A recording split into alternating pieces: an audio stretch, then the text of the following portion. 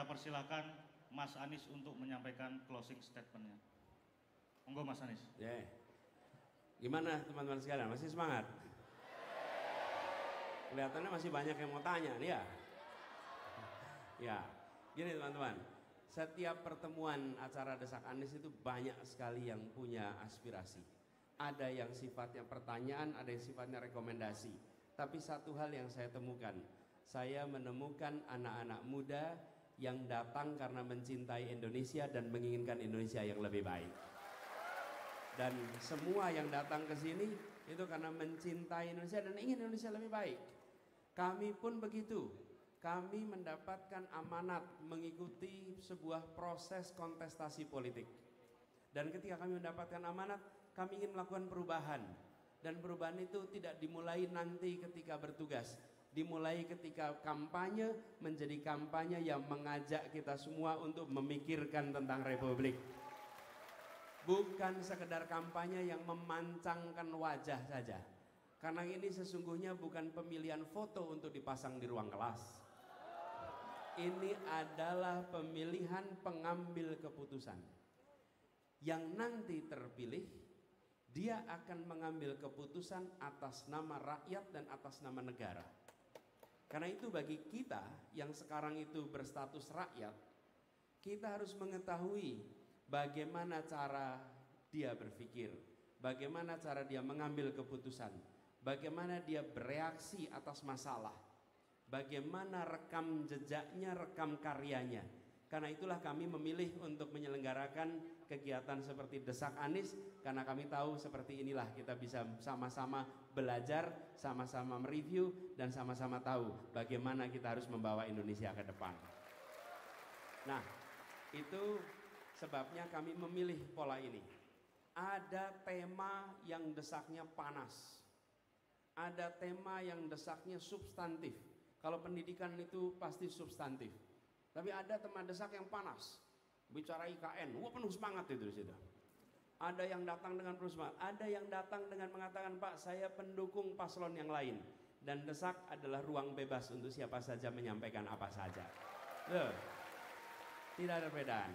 Nah, sekarang teman-teman sekalian, saya merasa bersyukur karena ini sebenarnya desak yang kedua di Jogja. Yang pertama dulu waktunya terlalu mepet sehingga kita tidak bisa berdiskusi yang cukup panjang. Tapi saya ingin sampaikan kepada semua teman-teman, 14 Februari besok rakyat Indonesia akan memilih kepada siapa kewenangan itu akan diberikan. Kewenangan itu diberikan, kekuasaannya ada pada tangan rakyat, tapi kewenangan itu diberikan.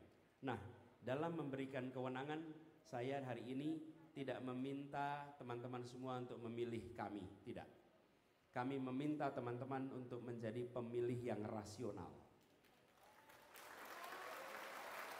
Jadilah pemilih yang rasional. Kami tidak meminta Anda memilih kami, tidak. Tapi kami minta Anda memilih rasional. Memilih rasional itu artinya apa? Jadilah orang yang rasional. Rasional itu dari kata rasio. Rasio itu artinya perbandingan. 2:3 itu rasio. Membandingkan. Anda bandingkan 1, 2, 3. Bandingkan rekam jejaknya, rekam karyanya, rekam pikirannya, termasuk juga bagaimana mengelola perbedaan, bagaimana memformulasikan keputusan. Itu semua dibandingkan.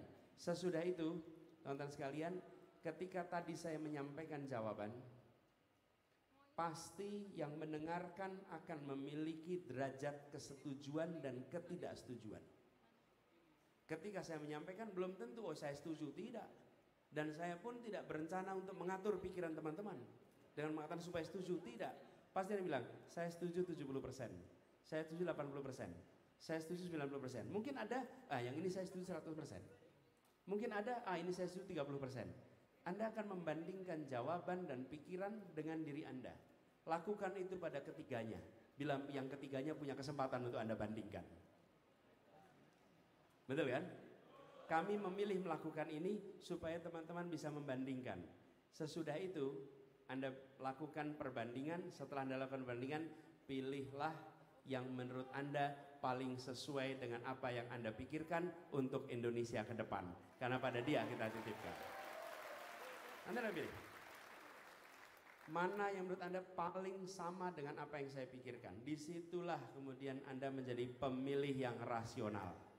Dengan menjadi pemilih rasional, maka teman-teman paling tidak Anda bisa mengatakan pada kanan kiri, saya sudah memilih sesuai dengan perbandingan. Bukan memilih foto, bukan memilih kelucuan, bukan memilih yang lain-lain, tapi memilih apa yang dikerjakan. Betul tidak? Loh, masing-masing kita punya kelucuan juga. Masing-masing kita punya kelucuan kita masing-masing, betul gak? Ada yang alami, ada yang kosmetik, gitu aja bedanya. Nah, iya. Kan ada yang lucunya otentik, ada lucunya kosmetik, bukan?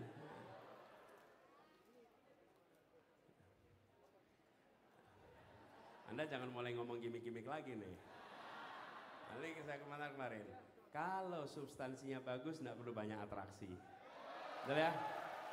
Iya, tapi kalau substansinya lemah harus perbanyak atraksi untuk nutupi substansi yang lemah, betul kan? Nah, jadi teman-teman semua, saya melihat teman-teman itu. Lalu saya minta yang kedua, bila menurut Anda ada yang menurut Anda lebih baik untuk negeri ini, maka jangan diam. Kalau boleh saya minta, apapun pilihan Anda, ajak teman-teman yang lain untuk memilih seperti yang Anda pilih. Saya nggak bilang Anda harus milih A, B, C. Tapi begitu Anda bicara dengan teman lain, diskusikan. Supaya apa? Supaya lebih banyak lagi yang mau memilih secara rasional. Dan saya percaya itu yang akan meningkatkan mutu demokrasi kita. Itu yang buat hasil Pilpres kita lebih baik. Jadi, kami memang balihonya tidak ada di mana-mana. Memang nggak ada di mana-mana. Karena serba keterbatasan. Tapi kami yakin idenya bisa mengalir sampai kemana-mana. Dan itu yang lebih penting, sehingga kita bisa melihat ke depan dengan gagasan, melihat ke depan dengan semangat untuk melakukan perubahan. Jadi buat teman-teman semua, saya ingin sampaikan terima kasih juga untuk para senior yang hadir di sini. Boleh tepuk tangan ini, Pak Amin, Prof Yanto, Mas Heri, Pak Jono, yang menyempatkan untuk hadir bersama kita. Ini forumnya generasi ini mungkin generasi cucu mungkin Pak, generasi cucu yang ada di sini nih. Tapi ada kakek yang tidak pernah mau berhenti belajar. Ada yang tidak mau berhenti berpikir untuk memikirkan kita semua. Jadi buat teman-teman semua, saya sampaikan terima kasih semua yang hadir di sini. Anda bagian dari perubahan untuk Republik ini. Anda bagian dari yang memilih jalur baru. Dan hari ini kami bersyukur sekali, bukan soal desak Aniesnya. Teman-teman desak Anies ini dibuat oleh teman-teman Ubah Bareng. Boleh beri tepuk tangan untuk Ubah Bareng. Mereka yang menyiapkan acara ini, mereka yang kerja keras, dan mereka yang semalaman pontang-panting mencari tempat baru karena tempat yang mau digunakan dilarang. Oke? Tapi teman-teman, nanti satu saat peristiwa-peristiwa ini akan dicatat oleh sejarah kita. Oke? Dan teman-teman semua boleh ikut mencatatkan diri. Saya bukan bagian yang pernah melarang kegiatan seperti ini.